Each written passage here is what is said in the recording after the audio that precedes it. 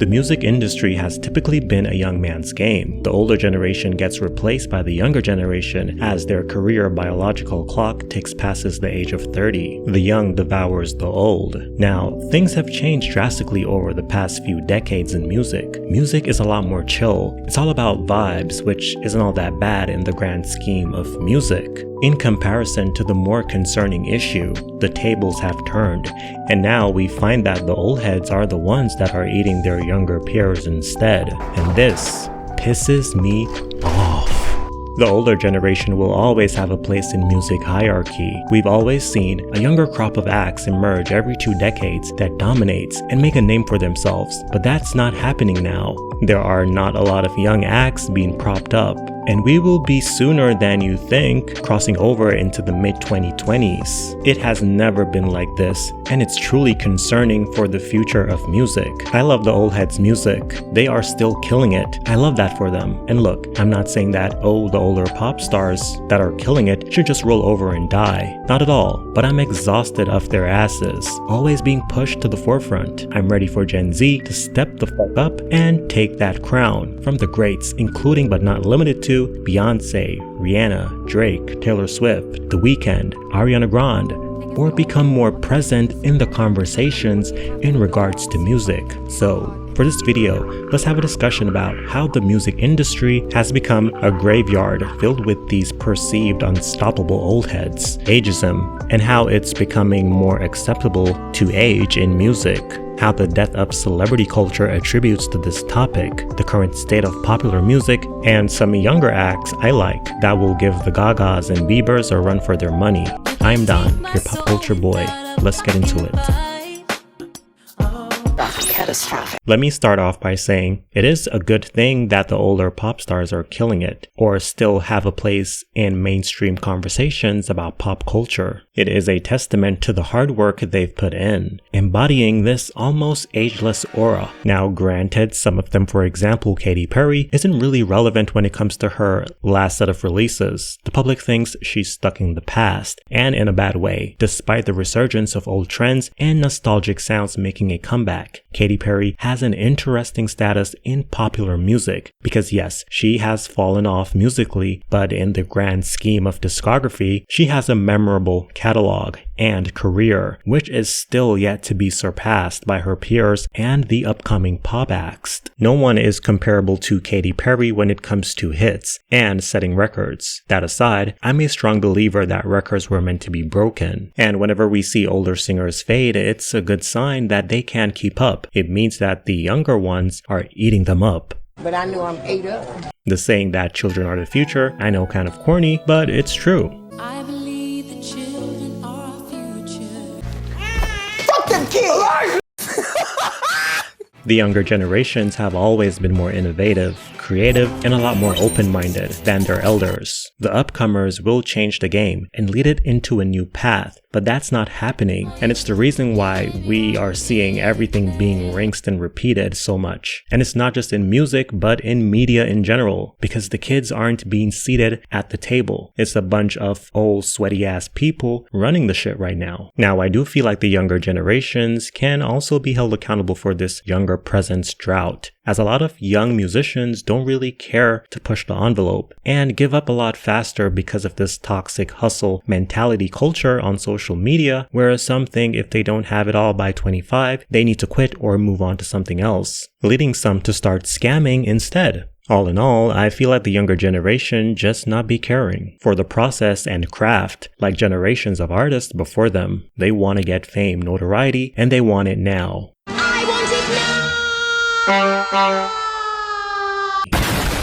At the same time, part of me can't really blame them. This is coming from someone in their 80s. I recently turned the big 8-0. Shout out to Leo gang. I don't know any other zodiac signs. The popular music space within the industry is getting older. Look at Nicki Minaj. Not only that, Nicki is still popping today and washing her competition at age 41 and still seem like she has a lot more to offer even though she has scaled back a bit. And naturally so. Nicki Minaj got her big break in 2009. That's when Nicki started to get pushed and broke the meter at the age of 27, which is very young. But in the industry, that's an age for an already established artist. At age 27, you're not a spring chicken. So in a way, Nicki also helped to break this mold of ageism, and as a woman in the male-dominated genre of rap, which is extremely impressive. Lizzo is another artist that got her break at an age most would consider too old, age 31. That song Truth Hurts became a sleeper hit in 2019, as it was officially released in 2017. Even J-Lo is 55, and still being talked about. Granted, her career is flopping like Jesus slippers, but yeah, y'all keep her relevant although some of y'all claim y'all hate her. I'm convinced that y'all really love that lady, and refuse to let her career die in peace. Like, don't we have younger people to talk about instead? If we really don't care about J-Lo, let's just stop talking about her altogether.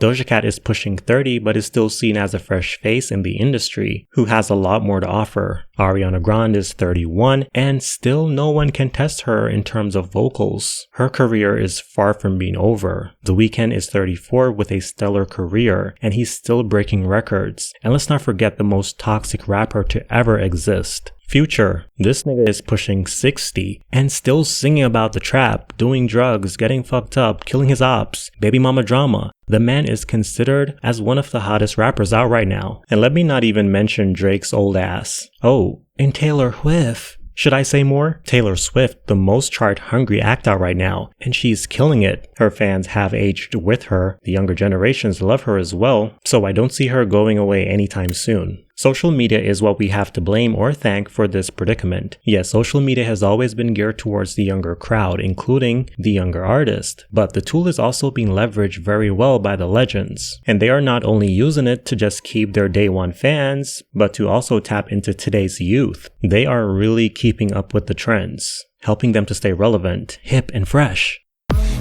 People are fed up with celebrities and do not care about them. Back in the day, celebrities were seen as the top of the top, upper echelon, creme de la creme of society. But since the exposing of Hollywood's agenda has taken root, a lot of people do not want to support celebrities anymore. People are also realizing that famous people are nothing without their fans, nothing without us. The other day, Gen Z was on a mission, or failed mission rather, to block celebrities that didn't speak out on the global issues, mainly the Israel and Palestine thing.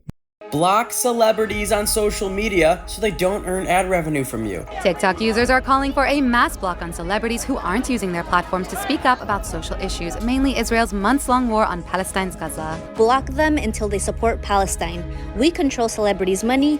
Their currency is our attention and data. Our first assignment, meaning the first celebrity that we're going to mass block until they speak up in support of Palestine, is Kim Kardashian.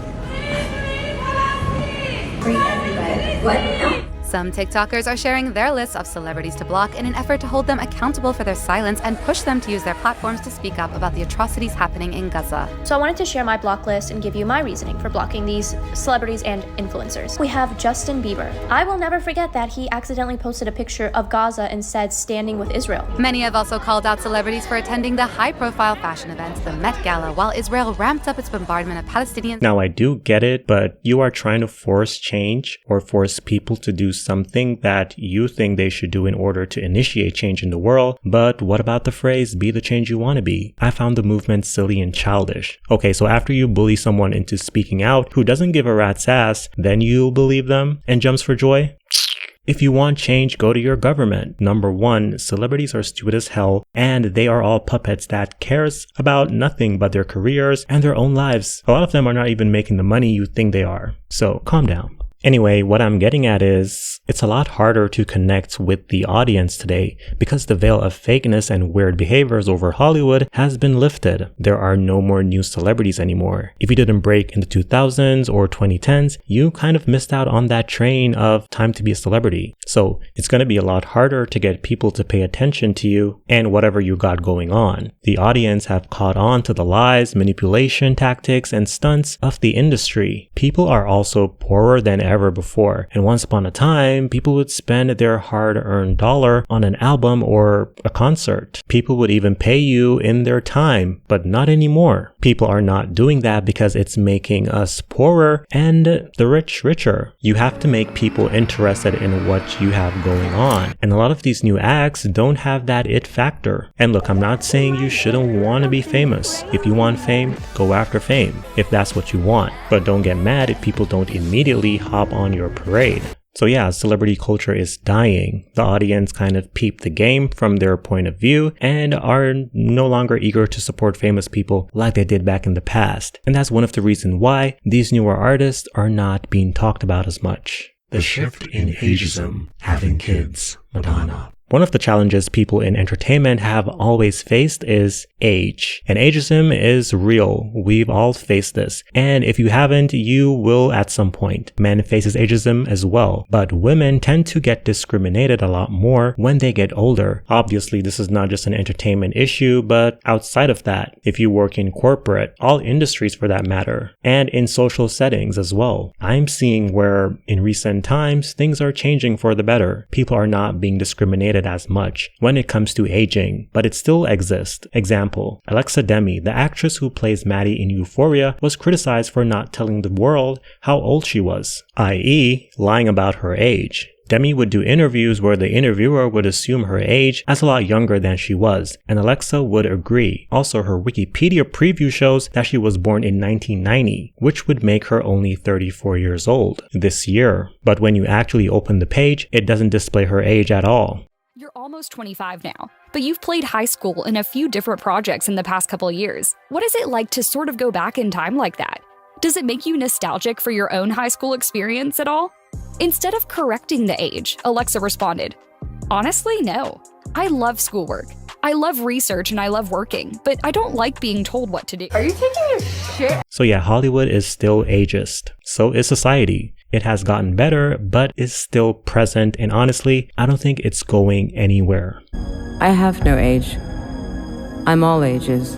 On the topic of age, I think it's incredible Madonna, who is 65 years old, is still touring the world and hasn't succumbed to the pressure of bow out gracefully. She's still out here being a rock star and dating whoever she wants. Back in May, she performed for 1.6 million people in Brazil. Things are changing, even when it comes to having kids. We see Beyonce having kids after 30 and came right back better than ever. Cardi B also, Nicki Minaj, and Rihanna. Although she hasn't put out music, she is still a main player in music. Once upon a time, once you start to have kids, your career was done, or people will look at you different. But now it's nothing. There has been a shift. Getting older is not so much of a burden or an obstacle as it used to be. People still expect you to perform at the same level, and people still want you after 30 and after you have kids.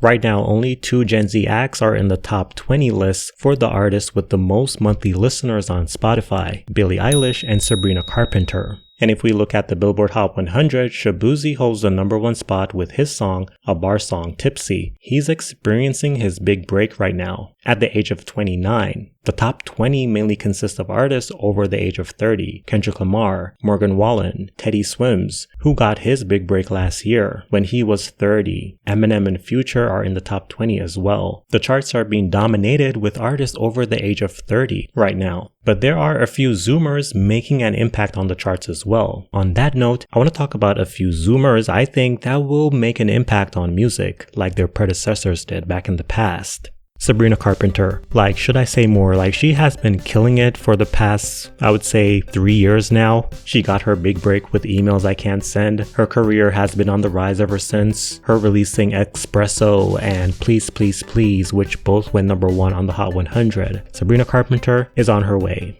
Chappell Roan. Bruh, I think Chappell Roan is someone that music needs. #1, she's creative. #2, she's theatric. And she is just an all-rounded talent. She reminds me of Kate Bush, a little bit of Celine Dion. Bruh, Chappell Roan is coming. Now the next person is not Gen Z, but I want to mention them because they kind of, started later than usual. Morgan Wallen, he's in country and country is on the rise right now, and he has just been consistent with the hits, hits, back to back. Now, Willow Smith. Willow Smith obviously comes from the Smith family, you know, Jada Pinkett Smith and Will Smith, and you know, she has a brother Jaden Smith, and I feel like they have just been in the shadow of their family, and I feel like Willow is about to pop off very soon. She is a pioneer for this generation when it comes to rock music, and yeah, I feel like she's gonna do something very special very soon. She's an artist to watch for sure. Tate McRae. She had a huge career last year with her song Greedy going #1, and she just had this presence of, you know, bringing back that pop sound, so I'm really excited to see what she comes with next. Olivia Rodrigo is one of the more obvious choices. Like, we know that she's gonna be like a huge star in the, you know, in the future. She already is. Yeah, Olivia Rodrigo. Tyla is also another artist, I think, who is gonna have a huge career, so keep an eye out for Tyla. And last but not least, Billie Eilish, you know, the leader of Gen Z in my opinion. She's not going anywhere, and she will definitely bring back that vibe of, you know, doing great things in music and just making a huge impact. Again, it's good and all that artists who debuted in the 90s are still relevant and doing better than their younger peers, as this is not how it used to be, and I'm not encouraging anyone to be ageist. All I'm saying is, it would be nice to see more young pop stars make their mark, like their predecessors did, setting records, having those pop culture defining moments that define a career, moments that will have a lasting effect on a generation. Or maybe those moments are becoming a thing of the past and the music industry is simply losing its grip on society. What do you think? I look forward to reading your comments. If you want to support this channel any further, you can do so by donating to my Patreon. It's only $3 a month. I'm still slowly setting up things over there with Patreon, but right now you get early access to my videos, and I'm currently publishing my old videos that I recorded back in 2020 that are really bad and I've kind of removed off of YouTube. Yeah, I'm Don, your pop culture boy, and I will see you in the next one.